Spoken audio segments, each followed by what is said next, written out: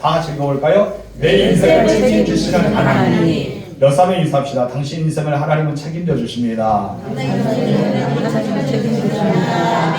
여러분의 모든 인생을 하나님이 친히 책임져 주시길 주님으로 축복합니다.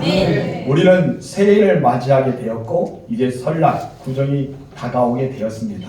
대부분 이렇게 시작하면서 한 해를 시작할 때 희망과 소망과 꿈과 비전이 부풀려 있게 우리는 맞이하게 되고, 우리는 설날을 맞이할 때 새해 복 많이 받으라면서 만사 형통하게 놀라면서 서로 간에 좋은 말, 긍정적인 말, 비전의 말을 많이 나누고 있습니다. 그러나 우리가 이 새해를 맞이할 때 사람들이 우울증에 걸리는 사람이 많다는 것이죠. 우리가 정말 그런 일이 있을까라고 생각하지만은 희망보다 우울하고 어쩌면 소망보다 두렵고 염려하는 새해를 맞이할 때 있습니다. 실제로 우리나라가 그랬잖아요. 12월부터 시작해서 지금까지 많이 우울해지고 그리고 공포스럽고 두려워지고 우리의 삶의 미래가 보일까라는 그런 염려 가운데 살아가고 있습니다. 여러분, 새해의 설레는보다는 불안과 두려움으로 시작하고 잠을 못 이루는 사람들도 때로는 있다는 것을 여러분 아시기 바랍니다. 실제로 청년재단에서 청년 5,425명의 대상으로 설문조사를 했습니다. 어떻게 이 새해를 대해서 너희들 마음은 어떠하냐? 여기에 대해서 설문조사했는데 91%, 4,963명이 불안한 적이 많이 있다라고 고백했다는 것이죠. 여러분, 청년 91%가 내 삶이 불안합니다. 새해를 맞이했음에도 불안한 인생을 살아가고 있다는 것이죠. 그 불안의 원인이 95%가 바로 불확실한 미래에 대한 것이고, 또한 21%가 경제적인 문제, 그리고 12%가 과도한 업무, 그리고 또한 18%가 대인관계와 학업과 건강, 주거지 문제로 나타나고 있습니다. 아마도 그들은 이 일을 내가 잘할 수 있을까? 내가 이 문제들을 돌파할 수 있을까? 내가 마음먹고 시작한 일인데 잘 할 수 있을까? 안 되면 어떻게 하지? 사람들과 관계를 해결할 수 있을까? 이런 문제. 그럼 내가 하는 일이 잘 되고 내가 신앙생활하는데 잘할 수 있을까? 이런 여러 가지 문제가 우리에게 다가올 때 그 사람들은 즐겁고 행복하고 희망이 부푸는 새해가 아니라 오히려 염려와 불안과 두려움으로 잠을 이루지 못하는 우울증에 겪고 있다는 사실을 이렇게 심리학자들이 말합니다. 그래서 심리학자들은 이런 것을 가리켜 신년 우울증이라고 표현합니다. 혹시 여러분 가운데 신년 우울증이 있습니까? 오늘 이 말씀을 들으면서 우울한 마음이 다 사라지기를 주님으로 축복합니다. 여러분, 그래서 어떤 심리학자는 기대를 낮추라 라고 말하죠. 기대가 너무 높은 만큼 우리 마음속에는 실망이 많다 해서 기대를 낮추어라 라고 표현합니다. 그리고 나에게 행복을 주는 사람과 가까이 하고 힘과 비전을 주는 사람과 가까이 하고 고통을 주는 사람과 좀 멀리 해보아라, 이런 말도 했습니다. 잭 올치라는 사람은 열정과 에너지를 무기만의 우울증을 해결할 수 있다라고 하면서 여러분, 열정과 에너지를 최대한 끌어모아서 선포하라는 거죠. 어떻게 선포합니까? 따라합시다. 나는 할 수 있다. 나는 할 수 있다. 나는 대단하다. 나는 대단하다. 나는 행복하다. 나는 행복하다. 이렇게 외치라는 것이죠. 여러분들은 할 수 있습니다. 여러분 대단합니다. 여러분 행복합니다. 우리는 그런 외칩니다. 어쩌면 자기의 기대치를 낮추고 행복한 사람이라고 선포하고 우리는 에너지 끌어내서 자기가 선포하는 내용대로 살기는 원하지만은 정말 그것이 우리의 불안과 두려움이 사라지고 우울증에서 벗어날 수 있을까요? 여러분, 잠시는 그럴 수 있어요. 잠시는 그러지만은 영원의 해답은 아니라는 것입니다. 그럼 우리가 어떻게 해야지 내 안에 있는 불안, 내 안에 있는 두려움, 내 안에 있는 근심과 염려를 해결할 수 있을까요? 오늘 본문에서 우리에게 그 답을 주셨습니다. 우리 첫 번째 다 같이 읽어볼까? 시작. 임마누엘의 믿음을 가져라. 어떤 믿음을 가져라? 임마누엘의 믿음을 가져라. 지금 하나님이 나와 함께 하신다는 임마누엘 믿음을 가져라는 것입니다. 따라합시다. 하나님은 나와 함께 하신다. 그 믿음을 가지고 살아가는 것이죠. 하나님은 언제나 우리에게 두려워하지 말라 하실 때마다 뒤따르는 말씀이 있었는데 그 말씀이 내가 너와 함께 하신다라는 말씀입니다. 내가 너와 함께 한다. 이사야 41장 10절 읽겠습니다. 두려워하지 말라. 내가 너와 함께합니다. 놀라지 마라. 나는 네 하나님이 되라. 내가 너를 굳세게 하리라. 참으로 너를 도와주리라. 참으로 나의 의로우는 손으로 너를 붙들이라고 말씀하셨습니다. 여러분, 하나님은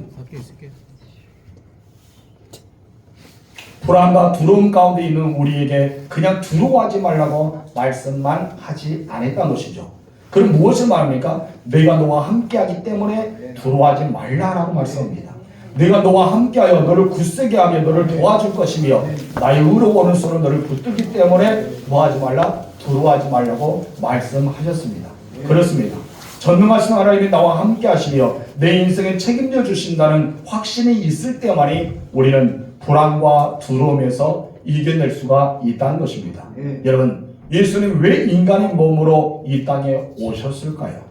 하나님이 우리와 함께 하시길 원함이기 때문에 이 땅에 오셨다는 사실입니다. 그래서 메시아 탄생은 이 메시아 탄생을 알렸던 천사가 요셉에게 이사야 말을 인용하면서 이렇게 말하잖아요. 우리 읽어봅시다. 마태복음 1장 23절 3절 시작. 보라 처녀가 잉태하여 아들을 낳을 것이며 그의 이름은 임마누엘이라 하리라 하셨으니 아멘. 여기서 우리가 임마누엘 우리가 많이 알잖아요. 조금 전에 임마누엘 믿음을 갖자, 임마누엘 믿음 신앙을 우리가 소유하자 그런 뜻을 이야기하고 있는데 여기서 임마누라는 단어는 하나님이 함께라는 단어입니다. 우리와 함께. 임마누엘이 무엇이라고요? 우리와 함께. 임마누엘은 우리와 함께고 엘은 하나님을 가리킵니다. 그래서 모든 엘이라는 단어는 하나님을 가리키죠. 그래서 임마누엘 이렇게 단어가 되죠. 그래서 임마누엘 우리는 읽을 때 그렇게 읽어야 되는데 보통 우리는 한국 사람 어떻게 읽죠? 임마누엘이라고 하죠. 본래는 의미는 어떻게 읽나? 임마누엘. 누를 길게 하고 엘자가 따라옵니다. 다른 단어이기 때문에 하나님이 우리와 함께 하신다 그런 뜻입니다. 그래서 임마누엘을 번역하면은 23절 중간에서 이렇게 말하죠. 시작. 이를 번역하면 하나님이 우리와 함께 계시다 함이라. 이를 번역하고 나니까 하나님이 우리와 함께 하신다는 고백이 여기에 담겨 있습니다. 맞습니다. 예수님은 우리와 함께 하시기 위해서 이 땅에 인간의 몸을 입고 오셨습니다. 그리고 메시아 사역을 마치고 나서 승천하실 때도 마태복음 28장 2절에서 이런 약속을 하셨죠. 다 같이 시작. 돌치는 내가 세상 끝날까지 너희와 항상 함께 있으리라 하시니라. 세상 끝날까지 어떻게 하겠다? 함께 하겠다. 누구와? 너희와. 믿음의 사람들과 함께 하겠다고 약속하십니다.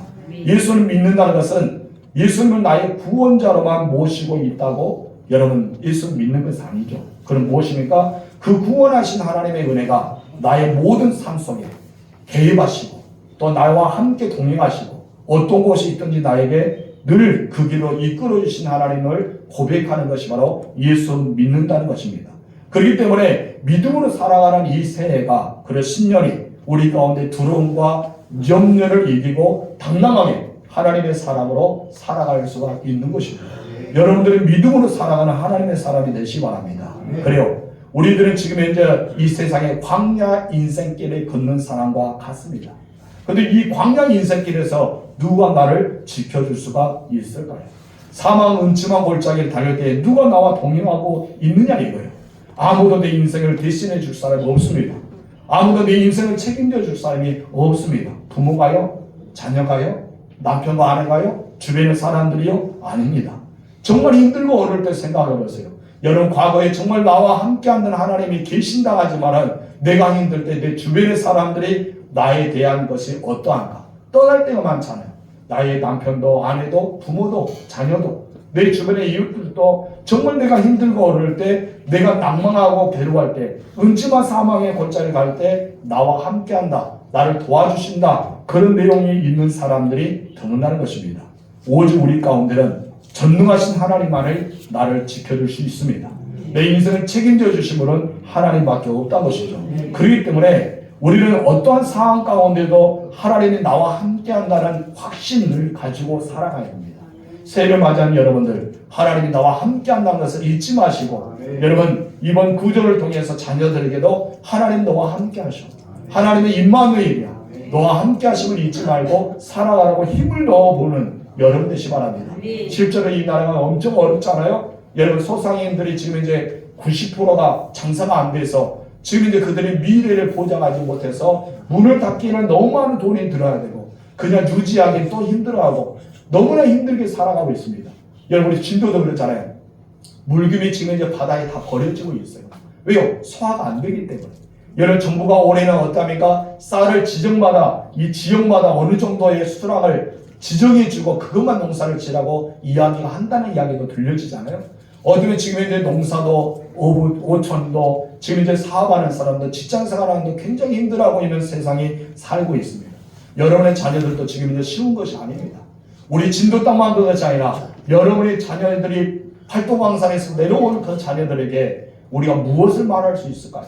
반갑다, 잘 있었니, 힘을 내라. 이거보다는 더 확실한 거. 하나님이 너의 인생을 책임져 줄 거야.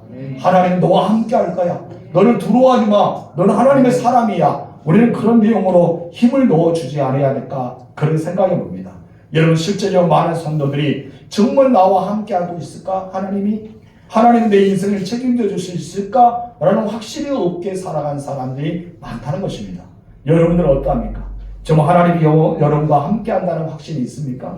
정말 진정한 확신을 가지고 살아갑니까? 그렇다면 여러분들은 정말 하나님과 동행하는 삶을 사는 것입니다. 그런데 많은 성도들이 그렇게 살지 못할 때가 있다는 것이죠. 눈에 보이는 것을 의지해야 되지만 눈에 보이지 않는 하나님을 의지하지 못할 때가 많습니다. 내게 들려주신 말씀을 평안할 때 많이 받아들이지만 내가 힘들어 어릴 때는 말씀조차도 내게 다가오지 못할 때가 있다는 것이죠. 이것이 왜 그런지 아십니까? 불확실한 시대에 살고 있기 때문입니다. 여러분 우리는 확신을 넣어줘야 돼요. 주변에게 불확실한 것이 아니라 확신의 신앙을 가지고 그들이 넣어줄 수 있는 그리고 담대하게 살아갈 수 있도록 우리는 그들에게 힘을 넣어줄 수 있는 믿음의 사람이 되어야 할 줄 믿습니다. 오늘 본문의 말씀에는 예수님께서 이른 아침에 게네스가 호숫가에서 말씀을 가르쳤다고 말합니다. 1절 읽을까요? 다 같이 시작. 무리가 몰려와서 하나님의 말씀을 들을새 예수는 게네사렛에 서서. 여러분 예수님께서 이른 아침에 게네사렛 호숫가에서 말씀을 가르치잖아요. 그 시간이 점점 흐를수록 어떤 일이 벌어집니까? 사람들이 많이 모여들기 시작합니다. 누구에게 온 거예요? 예수님 주변에 모여들기 시작합니다.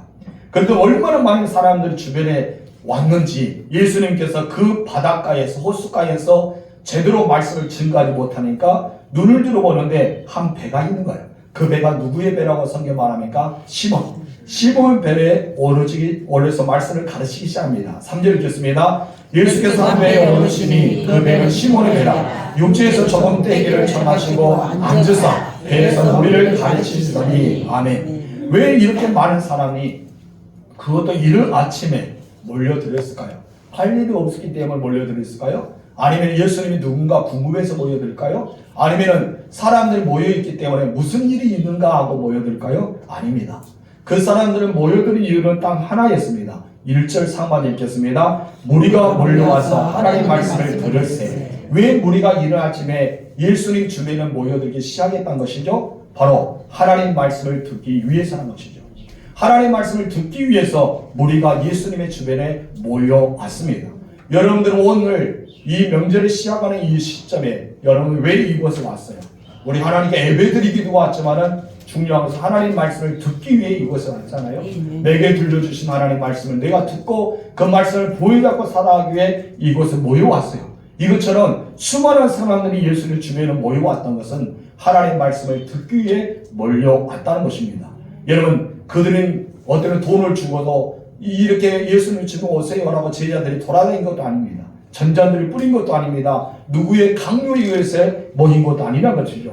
오늘 그들이 모였던 것은 하나님의 말씀을 듣기 위해 모인 자들입니다. 왜 그런지 아세요? 바로 하나님 말씀이 흥황하지 못했기 때문에 암묵기에 살고 있는 신구약의 암묵기가 있어서 하나님 말씀이 메말라 있는 10년 가운데 살아왔던 그들에게는 하나님 말씀이 듣기를 원했던 그런 마음의 영적인 분위기가 나왔던 것을 보게 됩니다. 저는 우리 모든 성도들이 하나님 말씀을 듣기를 사모했으면 좋겠습니다. 그리고 여러분이 하나님 말씀을 사모하세요. 그런 하나님 말씀이 들려지고 그 말씀이 나를 이끌어주기 때문이죠. 여러분 예수님 배에 앉으사 무리에게 말씀을 가르치고 나서 이제 시몬 베드로에게 4절에 이렇게 말씀합니다. 다 같이 시작. 말씀을 마치시고 시몬에게 이르시되 깊은 데로 가서 그물을 내려 고기를 잡으라. 여러분 시몬 베드로의 입장에서는 이것은 순종하기가 쉬울까요? 어려울까요? 어렵죠. 혹시 여러분이 이제 배에서 다 정리하고 밤새도록 고기를 잡아서 한 마리 잡지 못해서 이제 그물을 싣고 개고 있어요. 그물을 이렇게 꼬매고 있는데 제가 와서 여러분이 말합니다. 좀 배를 띄워라. 좀 띄웠어요.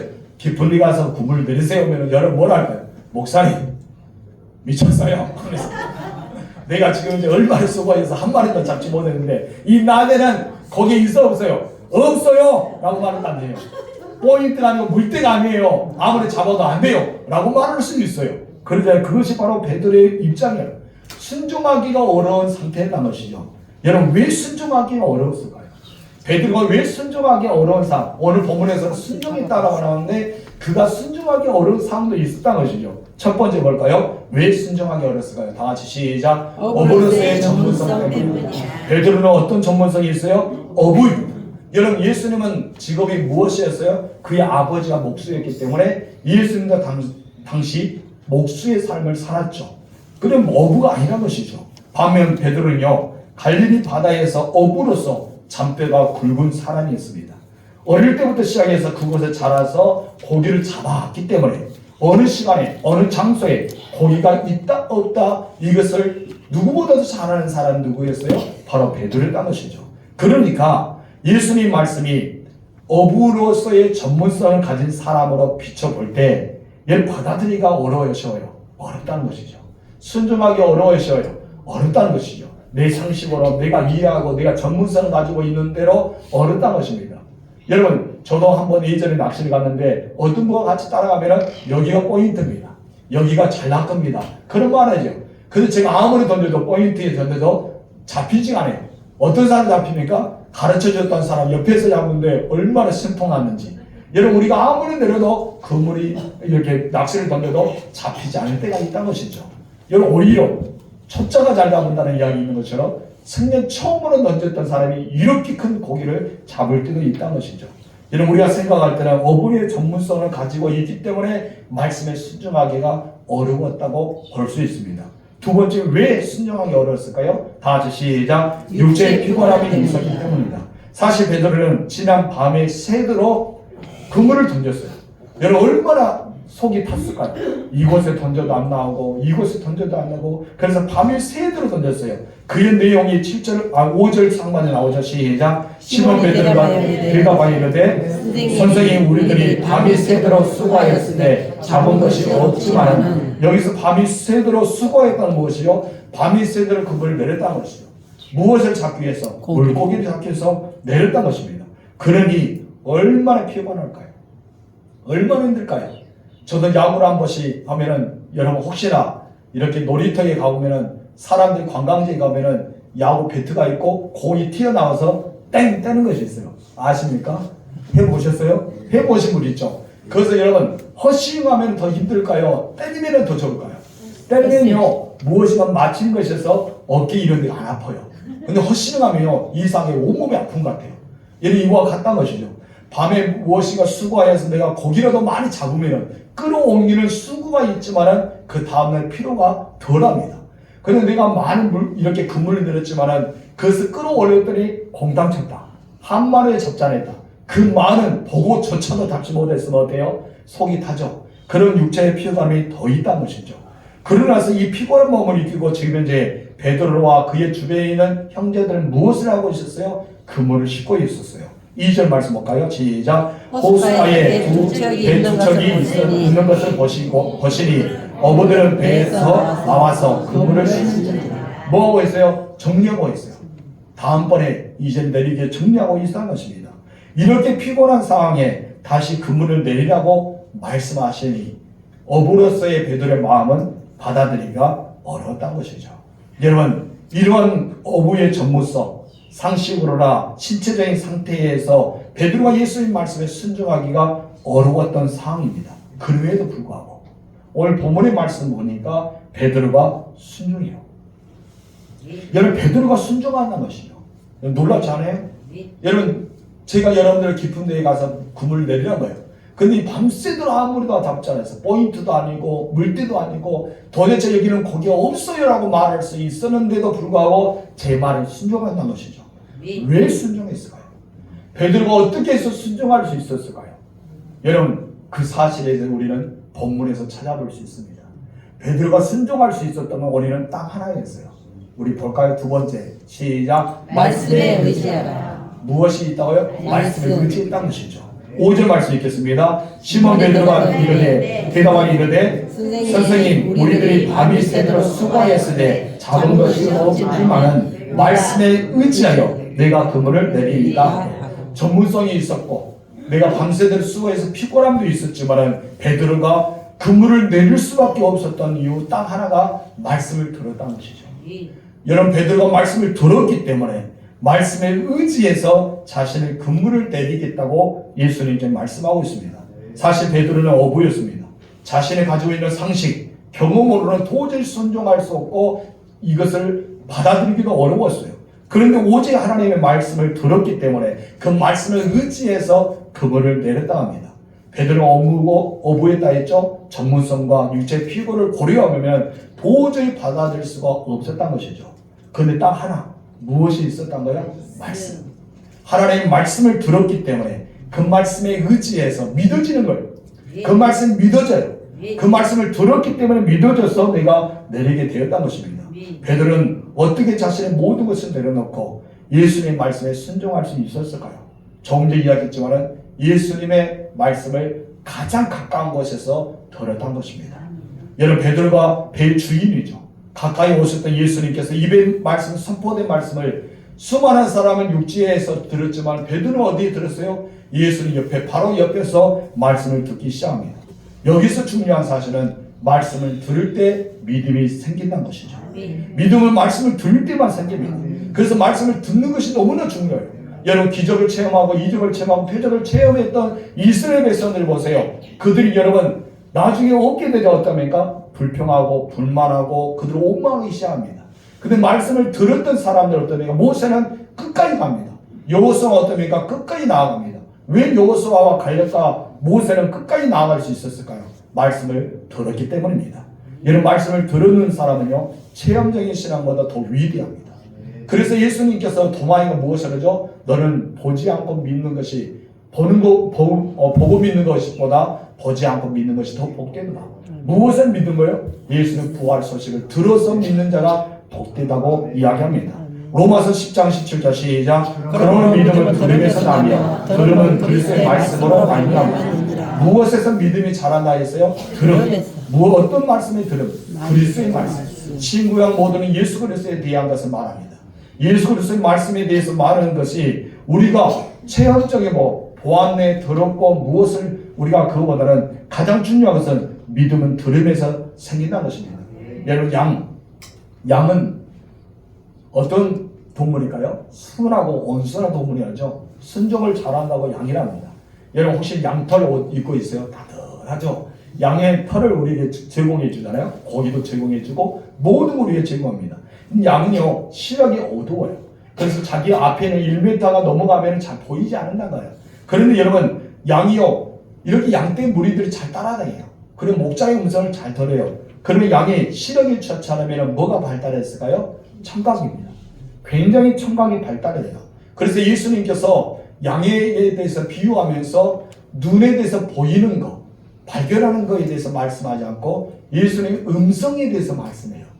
왜 그런지 알죠? 양들이 시력이 약한 대신에 뭐가 좋다고요? 청력이 좋아요. 그래서 예수님께서는 양에 대해서 이미 다 하시고 양에 대한 긍정적인 것, 그가 살아날 수 있는 것, 그가 알고 있는 은사에 대해서 이야기하면서 예수님은 음성에 대해서 이야기합니다. 그래서 주님의 양은 나는 선한 목자고 너희는 양이다. 그러면서 내 음성을 듣는다고 표현하죠. 우리 요한복음 볼까요? 10장 27절 시작. 내 양은 내 음성을 들으며 나는 그들을 알리며 그들은 나를 따르리라. 양들은 누구의 음성을 듣는다? 주님의 음성을 듣는다. 바로 이 말씀을 통해서 우리가 예수님의 말씀을 들을 때, 하나님의 말씀을 들을 때 내가 주님을 따라갈 수 있는, 내가 주님의 말씀대로 행할 수 있고 그 은혜가 내게 임한다는 것입니다. 베드로는요 다음날 아침에 얼마나 피곤했을까요? 베드로 마음속에는 어떤 마음이 있을까요? 야 밤새도록 수고했지만 하나도 잡지 못해서 빨리 이 그물을 손질하고 집에 돌아와서 맛있는 밥을 먹고 이제 뭐 하겠다? 쉬어야 되겠다. 왜 나는 이제 잠을 자야 돼. 그러고 있었던 것이죠. 그런데 여러분 예수님 말씀에 입에 나온 말씀을 들었어요. 말씀을 들으니까 이 베드로 마음속 어떠니까 뜨거워지기 시작합니다. 베드로 마음속에 무엇인가 막 쌓이기 시작합니다. 베드로 마음속에 확신이 들기 시작합니다. 야, 이거는 내가 들었던 말씀이 아닌데, 이거 엄청난 말씀인데 하면서 베드로 마음속에 무엇이 들기 시작한 거예요? 믿음이 들어오기 시작한 거예요. 말씀을 들었기 때문에 믿음이 들어가요. 그래서 믿음이 있었기 때문에 자신의 모든 걸 내려놓고 전문성과 피곤한 육체를 내려놓고 말씀에 순종해서 내가 그물을 내리겠습니다라고 합니다. 근데 놀라운 사실입니다. 말씀에 대한 순종하면요 역사가 일어납니다. 어떤 역사가 일어날까요? 6절 보겠습니다. 시작. 그렇게 하니 고기를 잡은 것이 신이 많아 그물이 찢어지는지라. 밤에는 어떻게 했어요? 한 마리도 잡지 못했어요. 그냥 돌뿌리에 걸쳐서 찢어져서 그물을 씻고 꼬매고만 있었어요. 그런데 여러분 예수님 말씀대로 순종했더니 순종의 결과는 찢어질 정도로 엄청난 물고기가 잡았다는 것입니다. 여러분 말씀에 순종한 그 은혜가 여기 있는 것입니다. 여러분들은 2025년 시작하면서 어떻게 시작했습니까? 여러분 비상계획을 통해서 우리는 많은 상처를 받았습니다. 수옷이 안 된다는 소리로 불안하고 공포심에 떠르고 있었습니다. 염려 가운데 어떻게 살아갈까 근심 가운데 살아가고 있었습니다. 그럼 오늘 여러분들이 들었던 것은 무엇일까요? 불안하고 공포한 거 그런 메시지가 아니라 하나님의 말씀을 들었어요. 희망적인 거 소망적인 거 반드시 이루어진다는 확신 가운데 들었다는 것입니다. 그러던 여러분들은 상상할 수 없는 엄청난 은혜를 체험할 수 있다는 사실을 알아야 됩니다. 그럼 어떻게 우리는 해야 될까요? 순종입니다. 순종할 때만이 되어진 거예요. 여러분 베드로는 그것을 알았어요. 하나님의 말씀의 능력을 알았어요. 알았을 때 믿고 순종했더니 어마어마한 물고기를 잡았어요. 그런데 자기 배 혼자만 다 채울 수 없었어요. 하나님은 주신대요. 작게 주지 않습니다. 하나님 주신데 어떻게 주실까요? 누르고 늘어 넘치도록 안겨주신다 말씀합니다. 여러분 베드로의 이 베드로가 가지고 있는 배만 물고기가 채울 수 없기 때문에 다른 동문들을 불리기 시작합니다. 뭐 하라고? 도와달라고. 그 놀라운 사실이요. 두 배가 물고기로 너무 많이 채워서 잠기게 될 정도로 물고기 그렇게 많이 잡았단 말이에요. 베드로가 밤새도록 수고했습니다. 전문성이 있어서 포인트를 압니다. 물때를 압니다. 어디에 던져야지 많은 물고기를 잡은지 물고기 활동도 알고 있었어요. 한 마리 잡지 못했어요. 근데 예수님 전문성이 없었어요. 그는 어부가 아닌 목수였어요. 성전 알지 못한 사람이 와서 하나님 말씀을 증거하더니 자기의 육지에 몰려들어서 바다 가운데에서 그물을 내려는 소리를 들은 거예요. 여러분 어쩌면 우리는 상식 바뀝니다. 이해할 수 없는 거예요. 아무리 나의 전문성이고 내가 알고 있는 거로 도저히 할 수 없는 그것을 말씀의 의자에 내렸더니 어마어마한 놀라운 축복이 다가왔다는 것입니다. 7절 읽겠습니다. 이에 다른 배에 있는 동무들에게 선출하여 와서 도와달라 하니 그들이 와서 두 배의 채움에 잠기게 되었더라. 어떻게 됐다고요? 잠기게 되었더라. 얼마나 물고기를 많이 잡았으면 잠기게 됐을까요? 오늘 우리가 가지고 있는 그 배로 생각하면 안 돼요. 모터 갈아서 엔진이라서 확 가는 배가 아니라 나무로 만든 배겠죠. 그래서 배가 조그만 배였을 거예요 아마도. 그 배를 생각해야지 오늘날처럼 몇 톤짜리 배를 생각하면 안 돼요. 그렇게 많이 잡았으니까 혹시 여러분 생각할까봐 제가 팁을 준 거예요. 오늘 여러분 보는 통통배처럼 그렇게 생각하는 것이 아니라 조그만 배. 그냥 여기서 이 정도 나무 나룻배 정도 된다고 생각하면 돼요. 그 배에 한 배, 두 배를 채웠더니 잠길 정도로 어마어마한 노란 축복을 받았던 것입니다. 여러분 2025년 이런 복이 여러분에게 있어야 됩니다. 여러분 받으세요. 그래서 우리가 이해가 되지 않아도 하나님 말씀을 들었기 때문에 그 말씀을 순종하고 하나님 나와 함께한다. 하나님 나를 통해 역사하신다. 하나님 내 인생을 어떻게 한다? 책임져 주신다. 믿음으로 우리는 어떻게 해야 돼요? 담당해야 돼요. 담대해야 돼요. 도전하세요. 나아가십시오. 그래서 주변에 낙심한 자에게 무엇이랍니까? 하나님 너와 함께하고 있어. 하나님 너를 붙잡고 있어. 내가 너를 도와주지 못하지만 내가 너를 책임지지 못하지만 하나님 너 인생길을 책임져 주셔. 이렇게 말할 수 있는 우리가 돼야 된다는 것이죠. 성경에 보면요. 하나님이 행하시는 기적을 보게 되면 순종의 사람들이 등장합니다. 이것이 공식이에요. 하나님의 기적에는 뭐가 있더라? 순종이 있었어요. 여러분 하나님이 행하시는 기적에는 다 순종이 나옵니다. 순종이 없이는 일어난 기적은 하나도 없었어요. 모두가 다 순종했습니다. 홍해를 건너가는 것도 모세가 순종했잖아요. 요단강에 건너가는 것도 여러분 제사장이 순종했어요. 나만 장군이 나병을 치료받는 것도 엘리사의 말에 순종했어요. 가나안 원잔치에서 물을 떠다 포도주가 되게끔 만드는 것도 그 하인들이 순종했어요. 베드로가 예수님의 말씀에 의지해서 물을 걷게 되는 것도 예수님의 말씀에 순종했어요. 이 모든 기적 아니에요? 홍해가 갈라지는 거, 양쪽 두 배의 물이 서 있는 거 기적입니다. 요단강의 뒤에 위에서부터 딱 차단해서 아예 마른 땅처럼 되어서 걷는 거 기적이잖아요. 불치병에 생해서 이거는 저주받는 인생이라 생각했던 나병이 문두병이 치료되는 거 기적이었습니다. 어떻게 물이 포도주가 돼요? 너무나 술을 많이 마셔서 그 포도주에 여러분 이 물이 포도주로 변한 걸 보았을까요? 아니잖아요. 이것도 순종이었습니다. 사람이 할 수 없는 일 물에 걸어가는 거잖아요. 그런데 걸어가면 돼요. 이것은 모두가 순종을 통해서 이루어졌다는 것입니다. 여러분 오늘 본문에도 힘이 많은 물고기를 잡아줬는데 그물이 찢어질 정도 그리고 또한 두 배가 잠길 정도로 많은 것을 잡을 수 있는 결과가 무엇이었어요? 순종이었다는 것입니다. 순종은 기적을 만듭니다. 그런데 순종은 무작정 순종은 안 돼요. 그렇죠? 무작정 순종은 안 돼요. 뭐가 따라와야 돼요? 말씀에 의지하여 순종해야 됩니다. 먼저 우리의 삶 속에는 말씀이 있어요. 하나님의 말씀으로 천지를 창조하십니다. 말씀은 우리 인생을 열어주십니다. 하나님 우리에게 언약할 때도 말씀을 언약하셔요. 그런 기도의 응답도 무엇을 하십니까? 말씀입니다. 우리는 말씀을 들어야 되고 말씀을 믿어야 되고 말씀의 확신에 위에 서야지만 나를 책임져 주신 하나님을 경험할 수가 있는 것입니다. 만약에 순종할 수 베드로가 순종하지 없었다면 여러분 어떻게 됐을까요?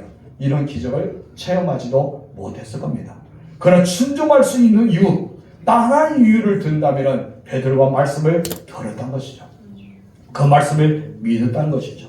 상식에 맞지 않아도 자기의 전문성에 맞지 않아도 그가 아무리 피곤하더라도 그가 순종했기 때문에 기적을 체험할 수가 있었습니다. 만약 여러분들 하나님 말씀을 의지하고 나아간다면 하나님 여러분의 인생을 어떻게 해주신다고요? 책임져 주십니다. 내 인생을 하나님께 맡기세요. 여러분의 모든 인생을 하나님께 통째로 맡기세요. 하나님을 의지하시고 말씀으로 나를 이끌어 주신 것을 믿고 나아가면 하나님은 놀라운 은혜를 여러분 베풀어 줄 줄 믿습니다. 그래서 우리는 지금도 우리가 말씀을 의지할 때 하나님께 순종할 때 하나님은 나를 책임져 주신다는 것을 기억하시고 언제나 하나님만을 바라보는 여러분 되시기 바랍니다. 그런 여러분 순종의 방해물이 있어요. 순종의 방해물이 뭔지 아세요? 나의 지식과 나의 경험과 내가 가지고 있는 이해입니다. 말씀을 비춰볼 때 뭐가 그래? 우리는 초신자들에게 홍해에서 육지가 배에서 걸어갔답니다. 어떻게 걸어가? 그렇게 나와요. 여러분 보리떡하고 물고기하고 이렇게 해서 5,000명이 먹겠습니다. 어떻게 그래요? 남의 죽었던 사람을 살다. 아이고 그렇게 우리는 생각해요. 이것이 무엇이죠? 내가 생각했던 거, 내가 경험했던 거, 내가 이해했던 거와 부딪히고 장애물이 된 것이 바로 이와 같다는 것입니다. 우리는 말씀을 들을 때 내려놓음이 필요합니다. 그래서 책 중에서 더 내려놓으라. 이제 내려놓으라는 것도 안 되니까 어떻습니까? 더 내려놓으라고 했어요. 이만큼 우리는 내려놔야 돼요. 말씀에 의지하며 나아갈 때 우리는 나를 책임져 주심의 은혜가 있어요. 그래서 우리는 어떻게 살아야 될까요? 2025년에 여러분 어떻게 살 거예요? 여러분 자녀들에게 어떻게 살라고 공면할 거예요? 격려할 거예요? 축복해 줄 거예요? 딱 하나입니다. 세 번째 다 같이 시작. 말씀의 인생을 거라. 아멘. 말씀이 여러분의 인생을 것이 바랍니다. 그렇다면 하나님이 나를 책임져 줄 수 있는 사람들은 베드로처럼 모든 것 자기의 인생을 거는 거예요. 밤에 수고했지만은 자기 한 마리도 잡지 못했지만은 피곤한 육체였지만은 전문성을 볼 때는 아니었지만은 말씀에 의지해서 순종하면서 내렸던 거예요. 이것은 무엇입니까? 베드로의 인생을 걸었던 것이죠. 여러분 하나님의 말씀에 의지하여 순종의 발걸음은 그것을 한 발 한 발 내딛는 발걸음은 순종을 통해서 하나님 나를 책임져 주시라는 인생을 걸을 때만이 가능한 것입니다. 하나님이 여러분에게 하나님께서 책임져 주시도록 여러분을 맡기세요. 그 여러분을 하나님이 도와달라고 부탁하십시오. 그럼 하나님의 말씀을 붙잡고 살아가세요. 그 말씀을 선포하며 살아가세요. 그런 순종을 나갈 때 하나님 놀라운 역사가 일어날 줄 믿습니다. 따라합시다. 말씀에 의지하여 일어서고 말씀에 의지하여 일어서고 말씀에 의지하여 나아가고 말씀에 의지하여 나아가고 말씀에 의지하여 선포하며 말씀에 의지하여 선포하며 네, 이것이 중요해요. 말씀에 의지하여 일어서야 되죠. 말씀에 의지하여 나아가야 되죠. 말씀에 의지하여 선포하고 외쳐라면 선포한 자만이 나의 것이 되기 때문입니다. 하나님께서 여리고 전투를 하기 전에 이스라엘 백성들이 엿새 동안 한 바퀴씩 돌아가요. 마지막 7일째는 7바퀴 돌아서 그들에게 하라는 말이 있습니다. 무엇입니까? 외쳐라 말입니다. 여리고 성에게 향해 외쳤습니다.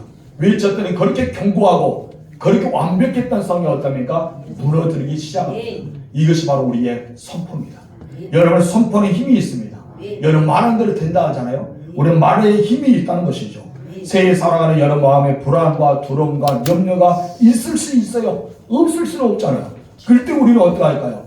우리는 선포해야 됩니다. 하나님 나와 함께 하신다. 하나님 내 인생을 책임져 주신다. 저들이 나를 도와주지 않았더라도 하나님 나를 도와주신다. 저들이 나의 위로가 되지 않더라도 하나님 나의 위로가 되신다. 하나님 나의 힘을 주실 거야. 우리는 선포하고 나아가야 할 줄 믿습니다. 그 전능하신 하나님, 약속을 지키시고 신실하게 우리에게 역사하신 하나님, 여러분의 인생을 책임질 줄 믿습니다. 여러분의 인생을 하나님이 지켜줄 줄 믿습니다. 여러분 인생에 하나님이 함께하여 주신다는 사실을 믿고 나아가시 바랍니다. 그렇다면 하나님 여러분에게 무엇이라 말씀하십니까? 그 말씀하시는데 의지하라고 도우라고 말씀하시는데 어떻게 말씀하셔요? 시편 146편 3절과 4절 읽겠습니다. 시작. 귀인들을 의지하지 말며 도울 힘이 없는 인생도 의지하지 말지니 그의 몸이 끊어지면 흙으로 돌아가서 그날의 생각이 소멸하리로다. 여러분, 귀인들도 도울 힘이 있는 인생들도 의지하지 말라. 그럼 누구를 의지하랍니까? 5절 읽겠습니다. 야훼 하나님은 자기의 도움을 삼으며 여호와 자기 하나님에게 자기의 소망을 두는 자는 복이 있다. 누구에게 의지하라? 하나님을 의지하라. 여러분, 시편 115편 9절에도 이스라엘아 여호와를 의지하라. 그는 너희의 도움이시요 너희의 방패시로다. 왜 하나님을 의지하라고 말씀할까요? 하나님이 나의 도움이 되시기 때문에, 하나님 나의 방패가 되시기 때문에, 하나님 내 인생을 책임져 주기 때문에 하나님을 의지하고 말씀하고 있습니다. 이제 여러분들은 하나님의 사람으로서, 하나님의 자녀로서, 하나님의 택한 백성으로서 말씀을 들었습니다. 이제 이 말씀을 붙잡고 신음하기 바랍니다. 늘 읊조리시 바랍니다. 입으로 선포하시 바랍니다. 그리고 그 말씀을 순종하고 나아갈 때 하나님의 역사를 체험하게 될 줄 믿습니다. 이런 아브라함의 말씀을 의지하고 갈 바를 알지 못할 때 갈 때 하나님께서 친히 이끌어 주시지 않았습니까? 모세가 오랫살에서 주신 말씀을 가지고 바로 앞에 섰을 때 그 많은 이스라엘 백성들을 여러분 보내주지 않았습니까? 엘리야가 여러분 말씀을 선포할 때 아람 왕이 큰 소리를 칠 수 있었고 비를 내리지 않게 하셨고 비를 내리게 하시는 그 은혜도 있지 않았습니까? 이 모든 무엇이었어요? 말씀에 의지했다는 것이죠. 신앙생활은요, 하나님 말씀에 내 인생을 거는 거예요. 여러분, 하나님 말씀에 내 생명을 거는 거예요. 하나님 말씀이 살아있다, 운동력이 있다, 하나님 말씀은 그대로 된다는 것을 믿고 나아가는 것입니다. 여러분, 그럴 때 우리가 모든 걸 할 수 있는 거예요. 근데 우리는 무엇을 의지합니까? 재물을 의지하죠. 권력을 의지하죠. 쾌락과 즐거움과 우리가 친분이 있는 사람들 벗들을 의지할 때도 있고 힘이 있는 사람들을 의지할 수 있습니다. 근데 그 모든 것은 무엇입니까? 헛되다고 말합니다. 우리 전도서 1장 2절 읽어봅시다. 시작. 전도자가 이르되 헛되고 헛되며 헛되고 헛되니 모든 것이 헛되도다. 솔로몬은 지혜도 엄청나게 가졌잖아요. 북이 영광을 가졌잖아요. 모든 나라들의 소국들이 자기의 조공도 바쳤잖아요. 여러분, 엄청난 많은 걸 누리고 있는 사람에게 그 말이 무엇입니까? 재물도 권력도 쾌락도 즐거움도 주변의 것들도 아무것도 아니다.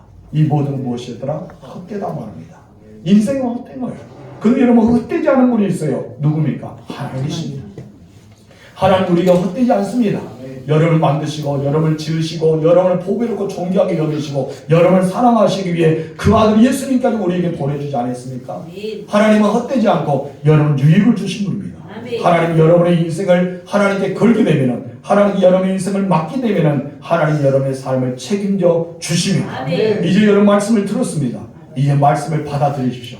그 말씀에 대한 확신에 걸으십시오. 내 인생을 책임져 주신 하나님께 여러분의 인생을 맡기십시오. 그리고 여러분 말씀의 인생을 거는 자가 되어 하나님의 기적을 체험하고 하나님의 능력을 체험하고 2025년에는 하나님의 놀라운 형통함을 체험할 수 있는 하나님의 사람들이 되길 바랍니다. 말씀 앞에서 찬양하도록 하겠습니다.